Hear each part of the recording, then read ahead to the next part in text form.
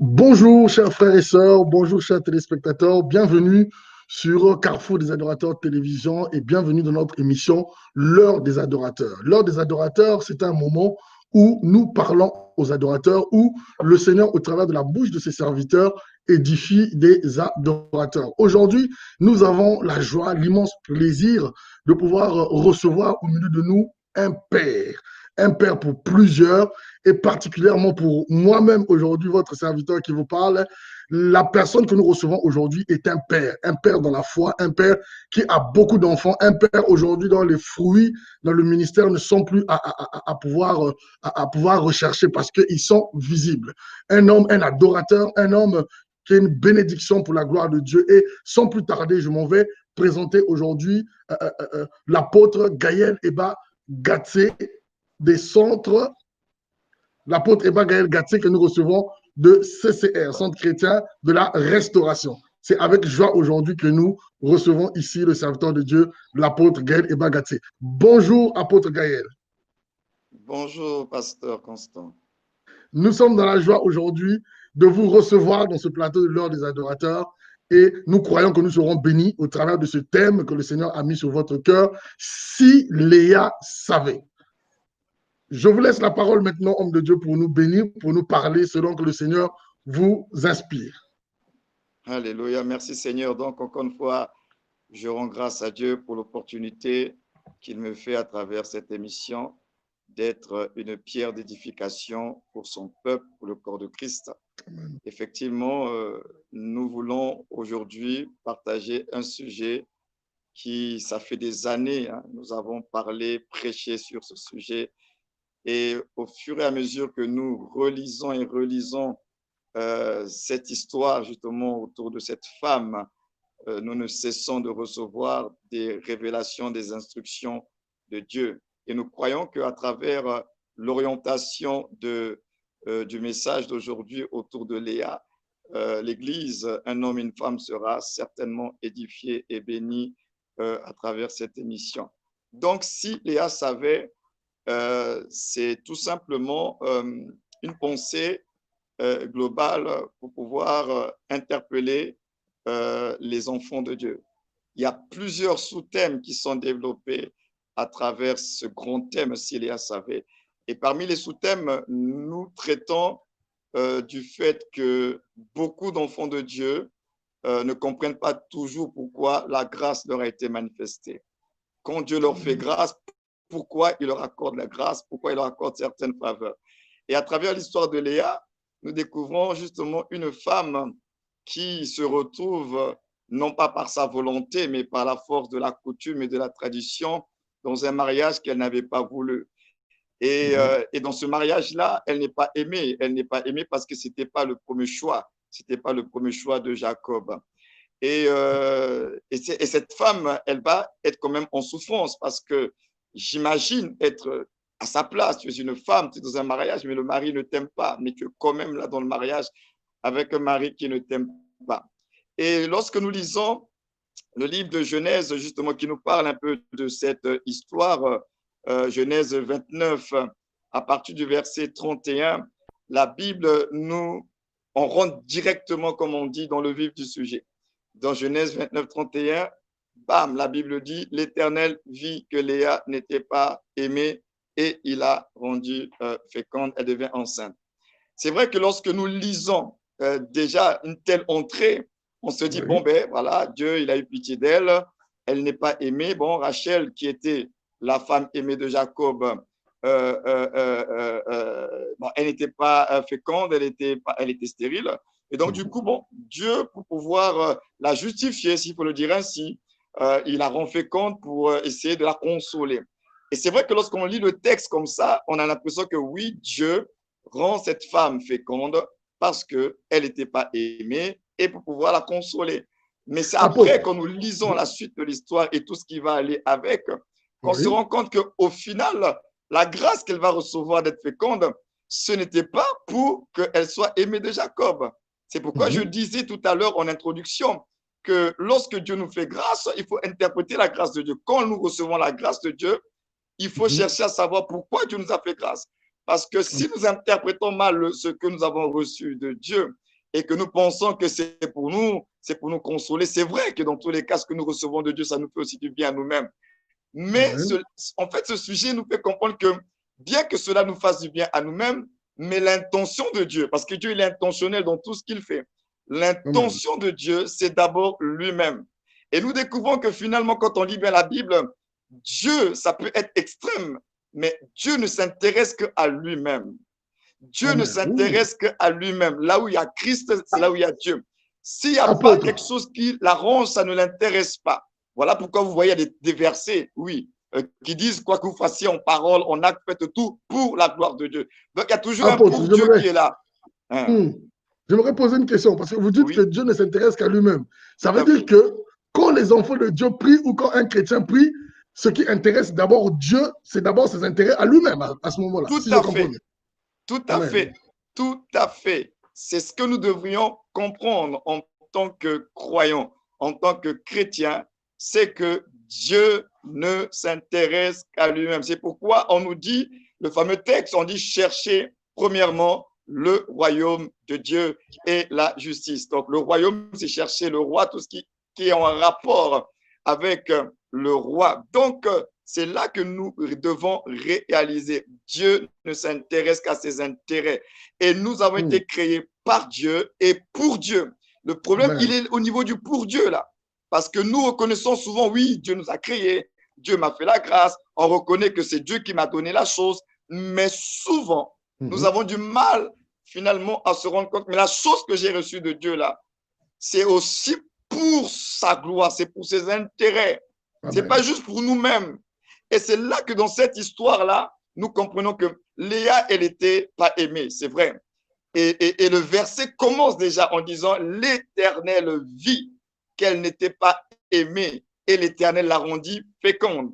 Donc, si on n'avait que ce verset-là, nous dirons d'accord, en faisant une interprétation de texte, on dit « Bon, si Dieu la rendit féconde, c'est parce que Dieu vit qu'elle n'était pas aimée.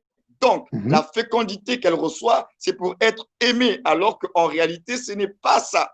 Et donc, j'explique que Dieu est intentionnel et tout ce que Dieu recherche, c'est lui-même, ses intérêts, c'est sa gloire, c'est que Christ soit manifesté, que Christ soit révélé, en fait, que ce soit lui-même.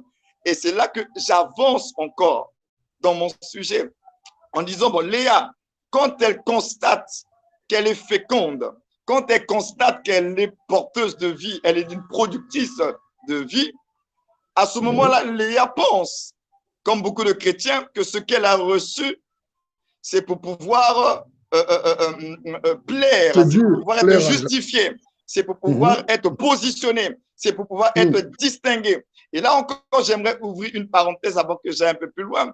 Une fois, il y a quelqu'un qui m'a contacté et qui bénissait le Seigneur par rapport à ma vie. Et cette personne, elle me dit, oui, vraiment, je souhaite à ce que Dieu t'élève davantage. Il y a quelques années en arrière, ayant entendu cela m'aurait rien fait du tout. Je redis tout simplement merci, que Dieu te bénisse. Mais j'avoue que lorsque cette personne m'a dit, je souhaite vraiment que le Seigneur t'élève davantage, j'ai été dérangé dans mon âme intérieure. Pourquoi j'ai été dérangé dans mon âme intérieure? Ce qui m'a dérangé, c'est le fait qu'on dise que je veux que toi, tu sois élevé. Et moi, j'ai dit non. Bien sûr, je n'ai pas dit ça à la personne puisque c'était un texto. Mais au fond de moi, j'ai dit non. Ce qui est important, ce n'est pas moi. Ce n'est pas nous qui devons être élevés. Mais c'est le Christ qu'on doit élever à travers nos vies. Donc, nous devons plutôt chercher à être bon. Maintenant, si on dit que tu sois élevé pour que Christ soit révélé, il n'y a pas de problème.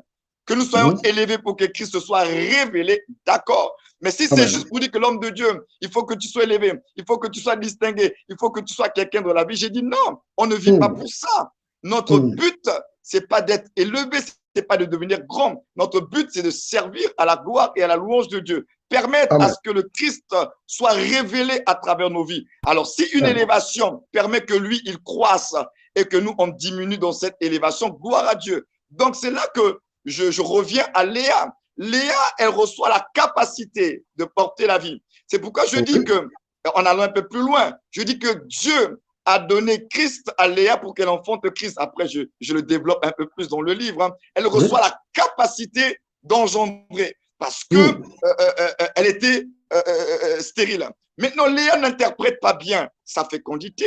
Et Léa se dit, mais non, à travers maintenant les différentes grossesses de Léa, on voit ce qui est caché dans le cœur de Léa. Alors, lorsque Léa commence à faire les enfants, on voit bien que dans son interprétation de la grâce qu'elle a reçue, elle pense que c'est pour la justifier. C'est pour la mettre en avant, c'est pour qu'elle arrache, qu'elle obtienne quelque chose du côté de Jacob. Alors, lorsqu'elle commence à faire les enfants et qu'elle fait le premier Ruben, alors elle fait Ruben et puis elle se dit, bon, comme elle a donné un enfant au Seigneur, le Seigneur a vu qu'elle n'était pas aimée, donc à partir de cet enfant-là, son mari va l'aimer. Mais malgré qu'elle a donné Ruben à Jacob, c'est son premier quand même. Vous savez, dans cette culture-là, lorsqu'on te donne un premier, en plus un garçon, c'est une fierté, sachant que celle qui était aimée n'arrivait pas à concevoir. Donc, elle lui donne un premier fils, un héritier. Donc, elle se dit certainement, avec cet héritier-là, j'aurai la faveur de cet homme-là. Avec cet héritier-là, non, il va davantage s'attacher à moi. Mais elle lui donne Ruben, mais Jacob, nulle part, il manifeste un attachement beaucoup plus profond vis-à-vis d'elle par rapport à Rachel. Et là, on voit qu'elle est toujours dans la frustration. Sachant que dans cette histoire, justement, quand on le lit, Jacob aimait plutôt Rachel. C'est le père qui, lorsque Jacob veut prendre Rachel, finalement, après 7 ans de travail, qui dit que non, dans notre coutume, c'est d'abord la grande sœur qu'on prend. Donc, Jacob a dû être avec Léa, je veux dire, par obligation, mais le cœur de Jacob était beaucoup plus pour Rachel au départ. Effectivement. Et là aussi, par rapport à ce que vous êtes en train de dire, c'est là qu'on doit comprendre que Dieu, il est assez mystérieux parce que Dieu, il a un agenda, il a un programme qu'il suit. Il faut que nous puissions comprendre aussi une chose importante, c'est que nous sommes sur la terre pour accomplir les desseins de Dieu. Nous ne sommes pas sur la terre pour accomplir notre dessein à nous. En réalité, notre destin fait partie du dessein de Dieu. Donc c'est pourquoi nous disons que notre destin, c'est son dessein. Donc, tout ce que nous concerne dans nos différentes différences, c'est pour accomplir le dessein de Dieu. C'est le plan de Dieu qui doit s'exécuter sur la terre. Amen. Donc, nous sommes là que, comme on dit, positionnés, mais dans quelque chose qui nous dépasse, c'est un plan de Dieu, ce n'est pas le nôtre. Et Amen. Donc, effectivement, elle se retrouve dans un mariage qu'elle n'a pas voulu. Et Jacob aussi, de son côté, se retrouve polygame. Il n'a pas voulu être polygame. Donc, ils sont tous les deux dans des situations qui sont assez étranges. Lui se retrouve avec 2 femmes alors qu'il n'en voulait pas 2. Il n'en aimait qu'une seule. Et puis, elle se retrouve dans un mariage qui lui a été imposé par la coutume, par la tradition. Donc, les deux se retrouvent complètement bloqués, subissant finalement et la tradition, la coutume. Mais tout ça avec un certain retrait. On va se rendre compte que ça faisait partie du plan de Dieu. Et là, maintenant, c'est pourquoi je dis que Léa, n'étant pas dans la révélation, elle va donc se dire, bon, Dieu a été juste, etc. Il lui a donné la capacité d'avoir les enfants. Donc, elle va donner un deuxième fils à Jacob. Et le deuxième fils, c'est Siméon. Alors, Siméon, elle a un fils, elle se dit, bon, le Seigneur, il a entendu que je ne suis pas aimé. Donc, on sent bien dans les propos de Léa sa douleur, en fait. Donc, quand elle dit que le Seigneur a entendu, donc ça veut dire que certainement dans le village, les gens parlent de sa situation. Les gens sont en train de se moquer d'elle et disent, le Seigneur a entendu que je ne suis pas aimé. Donc, elle lui donne un garçon. Et là, encore une fois, elle pense à travers cet enfant-là, finalement, gagner le cœur de Jacob, gagner l'amour de Jacob, gagner la considération de Jacob. Mais là encore, on se rend compte qu'elle est déçue. Il y a de la déception. La grâce est là. Elle a la capacité, mais elle est déçue. Elle pense qu'avec cette capacité, elle va être épanouie. Ça va la propulser. Mais malgré cela, elle est déçue parce qu'elle n'interprète pas bien cette grâce-là et elle s'investit au mauvais endroit. Et après, elle va faire un troisième. Et là, on voit comment de la persévérance. Elle a un troisième. Et le troisième, c'est Lévi. Et là, elle dit, mais cette fois-ci, je lui en ai donné 3. Donc, elle est vraiment dans un calcul humain. Elle est vraiment dans un calcul humain, dans une logique humaine. Elle dit, mais je lui en ai donné 3. Je lui ai donné 3 garçons. Ça veut dire qu'aujourd'hui, Lévi, c'est même le bonus. Parce que s'il arrivait que Ruben mourait, il y a Siméon qui est là, qui va faire la continuité de la famille. Donc, le nom de Jacob ne va pas s'éteindre. Il y a le deuxième garçon qui est là. Et s'il arrivait par malheur que Ruben aussi lui arrivait quelque chose, il y a Lévi qui est là, un autre garçon, qui va maintenir le patrimoine, le nom de famille. Donc, avec ça, c'est dit, je lui en ai donné 3 là, c'est sûr. C'est sûr qu'avec les 3 là, Non, là, c'est la cerise sur le gâteau. Il va m'aimer. Mais là, on se rend compte que même avec Lévi, sa situation ne change pas. Elle reste toujours frustrée, déçue. Et c'est certainement qu'elle doit se poser des questions. Elle se dit, mais qu'est-ce qui se passe? Alors Dieu seul sait ce qui se passait dans la tête de cette femme-là. Et c'est là où je dis que quand je parle de Léa, je parle de la saison 1 et la saison 2. La saison 1 de Léa, c'est la saison où Léa, elle interprète mal la grâce et elle s'appuie sur ce que la grâce lui donne pour essayer d'obtenir par justement la capacité qu'elle a. Alors que je disais tout à l'heure, elle a reçu une capacité d'avoir des enfants, mais ce n'était pas pour la justifier elle. Ce n'était pas pour plutôt qu'elle arrache l'amour de Jacob. Ce n'était pas pour la distinguer par rapport à sa sœur ou bien qu'elle puisse être plus appréciée par Jacob. Il y avait une autre intention divine qui était là. Donc la saison 1 de Léa, ça se termine un peu comme dans le drame. On se dit, mais elle lui en a donné 3. Mais il n'y a toujours rien qui change. Elle est toujours frustrée. Elle est toujours blessée, cette femme-là. Mais quand même, elle lui en a donné 3. C'est sûr que Jacob était content d'avoir ces garçons-là. Mais ce n'était pas à travers ces enfants-là qu'il devait aimer Léa. Et Léa devait comprendre qu'en réalité, elle était rentrée dans un mariage, pas pour être aimée de Jacob. C'était ça le problème qu'elle ne comprenait pas. Et c'est là où on rentre dans la saison 2 de Léa. Et la saison 2 de Léa est assez intéressante parce que la saison 2 de Léa, elle tombe encore enceinte. Donc c'est vraiment une affaire de grossesse, là, cette histoire de Léa. C'est une affaire de grossesse et d'enfant. Elle tombe encore enceinte. Mais cette fois-ci, dans la saison 2 de Léa, elle tombe enceinte, mais la grossesse qu'elle va porter là sera assez particulière de toutes les grossesses qu'elle va porter. Parce que la grossesse qu'elle va porter va produire en elle un autre état d'esprit. L'état d'esprit qu'elle va avoir dans cette grossesse-là, c'est qu'elle se dit, bon, cette fois-ci, je louerai l'Éternel. Donc, la grossesse qu'elle va porter va lui communiquer la foi. La grossesse qu'elle va porter va lui dire, c'est fini, je ne vais plus m'apitoyer sur mon sort. Je ne vais plus chercher à obtenir, à arracher l'amour, la considération, la distinction. Non, j'arrête de chercher à me battre par mes efforts. Je fais un choix, je vais louer le Seigneur. Je veux consacrer ma vie au Seigneur. Je vais m'attendre au Seigneur. Je ne veux plus chercher à présenter des œuvres pour arracher quelque chose. Et la grossesse 4 de Léa, c'est la grossesse de Judas. Et Judas, nous savons tous, ça veut dire louange, célébration. Donc, elle reçoit la grossesse de Judas. Et Judas lui communique la foi. Alléluia. C'est la foi lui est communiquée par Judas. Parce que nous savons de façon prophétique que l'apôtre de la foi, c'est Jésus-Christ qui devait sortir de Judas. Donc, Judas, la grossesse de Judas lui communique la foi.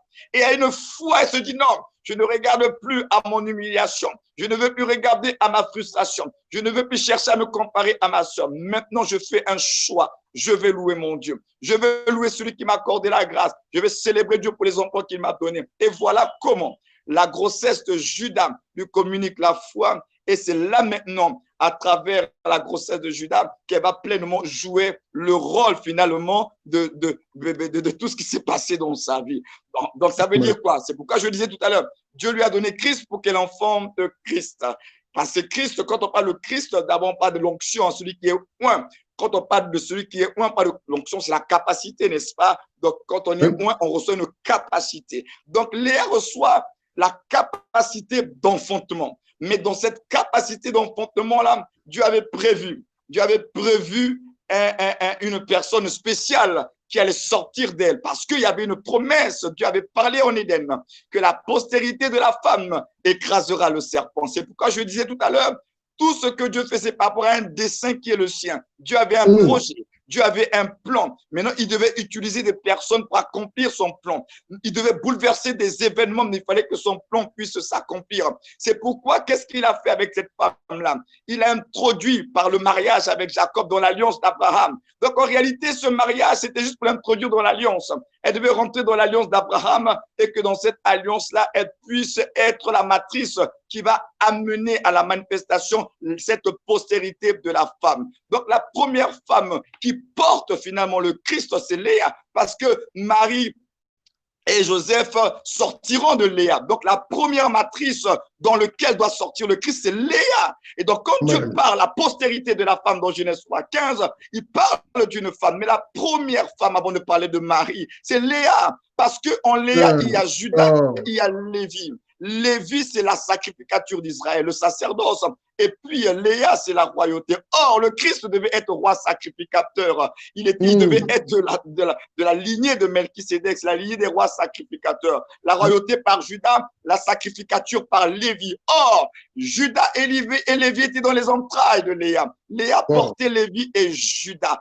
Donc, dans cette matrice de cette femme-là, devait sortir celui dont a parlé le Seigneur dans Genèse 3,15, le Rédempteur. Donc, elle a tout simplement été préparée. Parce que c'est là que vous allez comprendre également que dans le principe de Dieu, Dieu prend toujours les choses faibles pour confondre les fortes. Elle était insignifiante. Elle n'avait rien pour attirer les regards. Elle était méprisée, peut-être rejetée des hommes, mais c'était le choix de Dieu. Le choix de Dieu n'a rien à voir avec le choix des hommes. Jacob a choisi Léa, Rachel, pas par révélation divine. La Bible dit qu'elle était belle de figure, belle de corps. Donc c'est normal, humainement parlant, le choix était clair. Il y a Léa d'un côté, à Rachel, on va vers Rachel. Mais Léa était le choix de Dieu. Léa était le choix de Dieu. Et Dieu avait choisi cette femme-là pour pouvoir faire sortir le Rédempteur. À travers quelque chose de faible, Dieu a sorti celui qui est le plus fort, le Seigneur de gloire.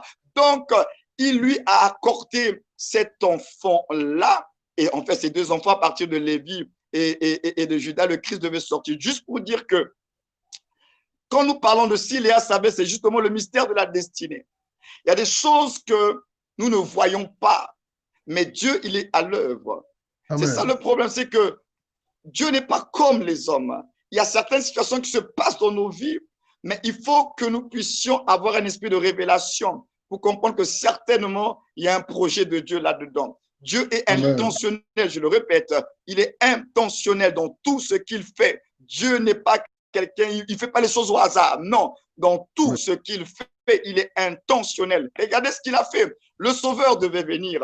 Mais qu'est-ce qu'il va faire pour que le Sauveur vienne et il devait être la tribu de David et de Judas? Alors il va créer Dieu lui-même, mettre des temps et des circonstances. Il va créer la famine à Bethléem. Bethléem qui a la promesse du Sauveur. Il crée une famine là. Il choisit une famille, la famille d'Eliménec qui va aller au pays de Moab. Dieu dans son plan, il devait aller chercher cette femme-là, Ruth, qui devait venir à Bethléem pour l'alliance, pour introduire la famille de David.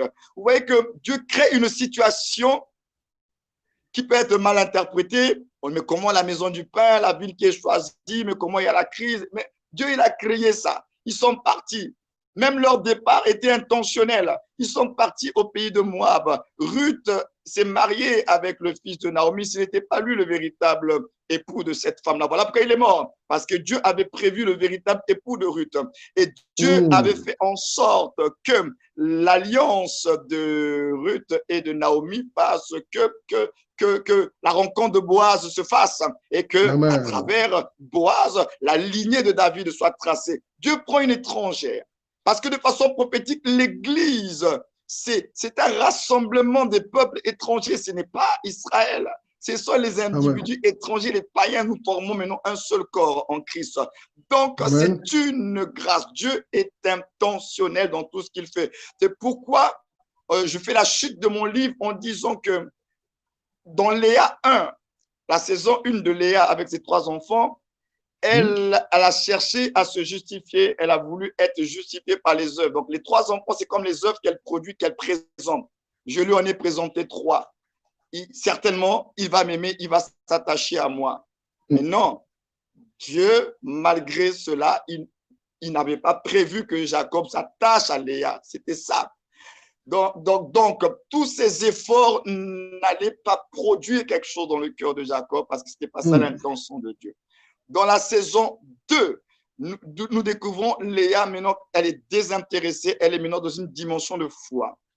Elle compte maintenant que sur son Dieu. Je veux louer mon Dieu. Mais comment tu vas louer un Dieu alors que tu es mal aimé, tu es frustré, tu es rejeté, tu es méprisé? Elle rentre dans la dimension de la foi. La foi qui lui a été communiquée par cet enfant-là, le 4e, qui est Judas. Donc, c'est là où je dis que beaucoup de chrétiens aujourd'hui aiment s'appuyer sur leurs œuvres. Ils pensent qu'ils ont reçu des capacités. Déjà, souvent, on oublie que les capacités que nous avons sont de Dieu. Souvent, on oublie ça. Alors que la Bible dit que tout don parfait, quelle que soit la perfection du don, toute grâce excellente, quelle que soit l'excellence du don, on a dit que ça vient d'en haut, ça vient de Dieu. Mais souvent, on oublie que cela vient de Dieu. On s'approprie le don. Et avec le don, on veut se faire un homme. Avec le don, on veut se distinguer. Avec le don, on veut s'élever et on veut être nous-mêmes au devant de la scène. Et beaucoup font la mauvaise interprétation. Pourquoi Dieu leur a accordé ces grâces? Pourquoi Dieu leur a accordé ces dons? C'est pas pour leur gloire à eux. C'est pour qu'à travers ces dons et ces grâces, ils révèlent Christ. Ils révèlent la vie de Dieu, le caractère de Christ. Parce que, encore une fois, je le répète, Dieu ne s'intéresse qu'à lui-même. Dieu ne veut voir que Christ et rien que Christ. C'est pourquoi même lors de l'enlèvement, j'aime le dire, Christ viendra enlever Christ. Parce que ceux qui seront enlevés, ce sont ceux qui seront semblables à lui, ceux qui seront transformés comme lui. Christ vient enlever Christ, même en matière de la foi. On dit que Dieu est le consommateur de la foi. Or, la foi vient de la parole de Christ et Christ est la parole. Et là, je dis souvent que Dieu mange la parole, Dieu se mange lui-même. Dieu consomme Dieu, Dieu consomme Dieu. Dieu ne mange que Dieu, Dieu ne mange que sa parole, donc il se consomme lui-même. Donc, c'est là qu'on se rend compte qu'il ne veut voir que lui-même. Donc, ça veut dire qu'au ciel, il n'y aura que l'image de Dieu, une seule image. Ça sera l'image de Christ, ça sera que sa propre image. Il n'y aura pas plusieurs images, ça sera que lui-même. C'est pourquoi la Bible dit qu'il doit être le tout en tous. Le tout en tous. La finalité, c'est que Dieu, lorsqu'il va voir l'humanité, il veut se voir en fait. Il veut voir que son image. C'est pourquoi nous ne cessons de dire que Christ restera le but et la destinée. Parce que la Bible dit dans Romains 8 que ceux qu'il a connus d'avance, il les a prédestinés à devenir, s'il vous plaît, semblables à l'image de son Fils. Donc Dieu ne veut voir qu'une seule image. La destinée, c'est que Christ soit révélé. C'est pourquoi la préoccupation de Paul, c'était que Christ soit formé en chacun de nous. Donc Dieu ne veut voir que Dieu. Donc c'est pourquoi je dis que le par Dieu, souvent, il est compris. Hein? Pour la plupart d'entre nous, oui, c'est Dieu qui nous a sauvés. Bon, la grâce, quand même, ça vient de Dieu. Mais le pour Dieu pose un problème.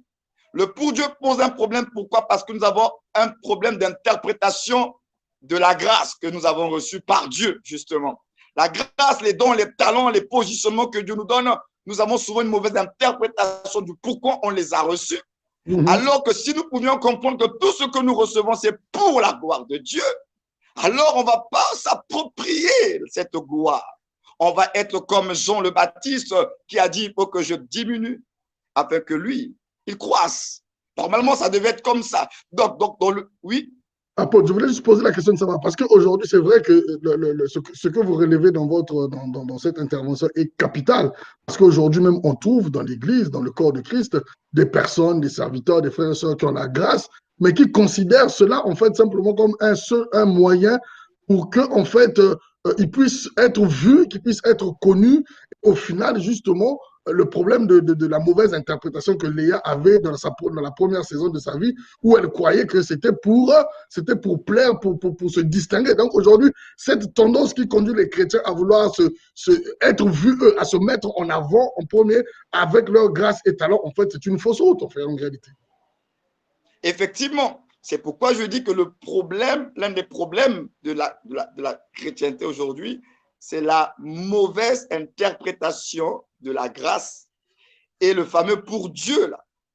Parce que lorsque nous comprenons que tout est pour Dieu, on ne s'amuse pas à s'approprier ça pour nous, pour dire moi. Parce qu'au final, tout est grâce. Tout est grâce en réalité. Tout est grâce. Donc c'est ce que oui. Peut-être que je suis en train de me poser la question, mais peut-être que ça vient aussi de la mauvaise interprétation quand on dit que nous sommes la lumière du monde, le sel de la terre. Les gens se disent peut-être que quand on dit qu'on est la lumière du monde, mais il faut que je brille en fait. Il faut que je brille, il faut que les hommes me voient. Est-ce qu'il y a un lien avec Mais justement, voilà encore le problème, c'est ça, c'est le fameux je. Parce que la vie chrétienne, ce n'est pas moi qui fais pour Christ. La vie chrétienne,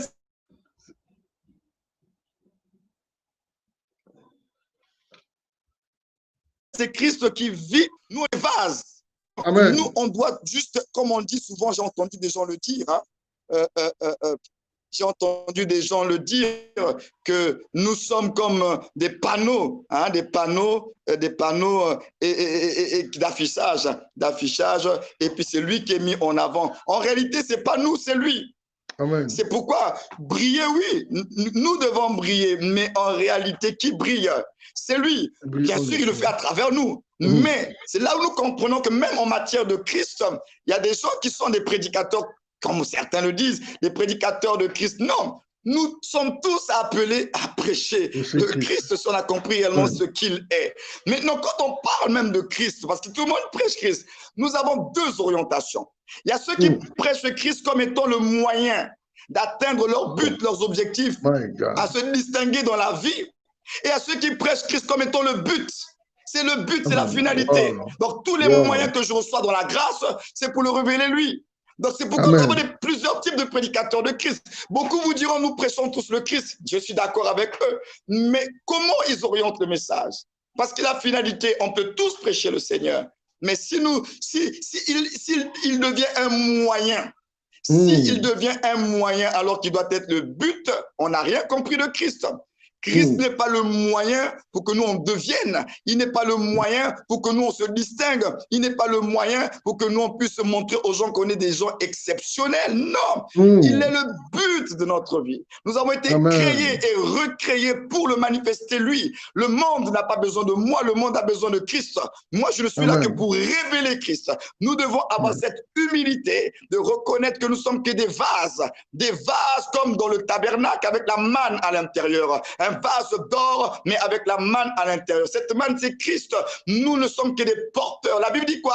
Nous transportons ce trésor dans des vases d'argile. Christ est une richesse. Christ est un trésor. Et nous ne sommes ces vases d'argile qui avons reçu la grâce. Je dis bien la grâce de le porter comme Marie avait reçu la grâce de le porter, comme Léa avait reçu la grâce de le porter. Nous ne sommes que des hommes graciés par Dieu pour porter et révéler ce Christ. Cela. Donc aujourd'hui, oui, on doit être la lumière du monde, c'est normal. On doit être celle de la terre, c'est normal. Mais la question, c'est qui doit être distingué? C'est nous ou bien c'est Christ? Même s'il le fait à travers nous, nous devons toujours avoir cette humilité comme Jean le Baptiste.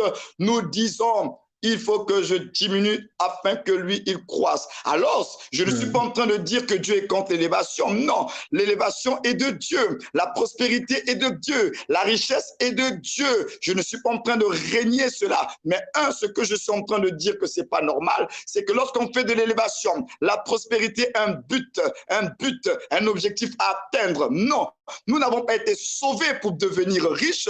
Nous n'avons pas été sauvés pour devenir grands. Nous avons été sauvés pour être comme Christ et manifester Christ et révéler Christ.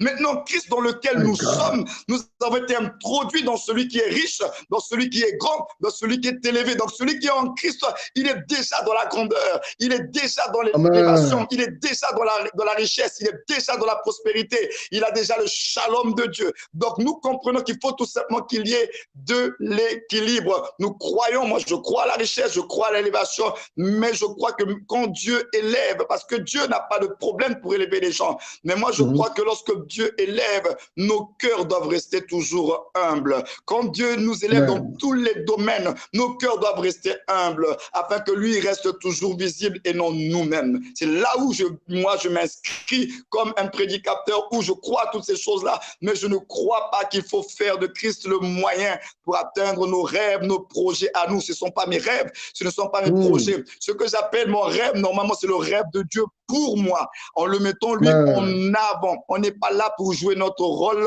notre film, notre partition qu'on va inventer. On est là pour jouer la musique du Seigneur. On est là pour jouer la mélodie de Dieu. Ce n'est pas la nôtre. On n'est que des instruments. C'est pourquoi quand nous ne comprenons pas la grâce et qu'on commence à dire c'est à cause de mes œuvres, c'est parce que j'ai fait ceci, j'ai fait cela, je me suis tellement sanctifié, c'est à cause de là. Alors on tombe dans la méritocratie.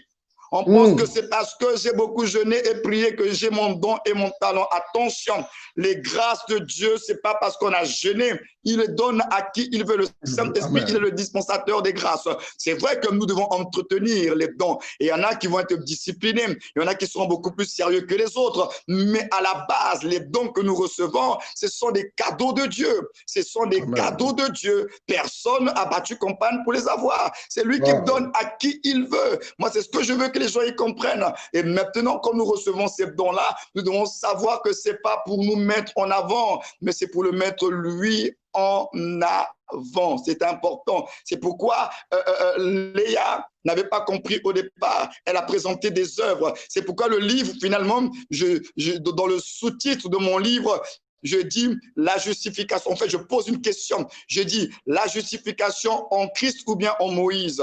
Et le texte, et je vais terminer par là, et le texte qui m'a mené à ce sous-titre-là, c'est le texte dans Philippiens 2, dans Philippiens 3 plutôt, où je vais juste lire. Hein, le texte dit ceci. Et je lirai à la fin. C'est la fin qui nous intéresse, mais on reste dans le contexte. Mais ces choses qui étaient pour moi des gains, je les ai regardées comme une perte à cause de Christ. Et même, je regarde toutes choses comme une perte à cause de l'excellence de la connaissance de Jésus-Christ, mon Seigneur, pour lequel j'ai renoncé à tout. Et je les regarde comme de la boue afin de gagner Christ, virgule. Verset 9, c'est là où ça m'intéresse. Et d'être trouvé en lui. D'être trouvé en lui, virgule, non avec ma justice, celle qui vient de la loi, mais avec celle qui s'obtient par la foi en Christ, la justice qui vient de Dieu par la foi. Alors, lorsque j'ai lu ce texte-là, je me suis rendu compte que l'apôtre Paul avait une préoccupation. Il était déjà en Christ, mais il dit que il a peur, il a une crainte, il a une préoccupation. Il veut être trouvé en lui. Il veut être trouvé en lui, non avec sa propre justice, celle de la loi, mais il veut être trouvé en lui avec la justice qui s'obtient par la foi. Donc, ça veut dire qu'on peut être en Christ et fonctionner selon la justice de la loi, c'est-à-dire selon les œuvres, la méritocratie. Or, celui qui est en Christ, il fonctionne selon la justice de la foi. La justice de la foi ne se base pas sur nos œuvres, mais elle se base sur l'œuvre de Christ pour nous. C'est ce que lui, il a fait pour nous. Et donc, à cause de ce qu'il a fait pour nous, je me tiens devant le Seigneur. À cause de ce qu'il a fait pour nous, je parle au Seigneur. Je demande des choses à Dieu. C'est à cause, donc finalement, à cause de la justice de la foi, Christ devient l'élément déclencheur. Tout ce que nous allons recevoir de la part de Dieu, nous allons le recevoir à cause de son œuvre pour nous.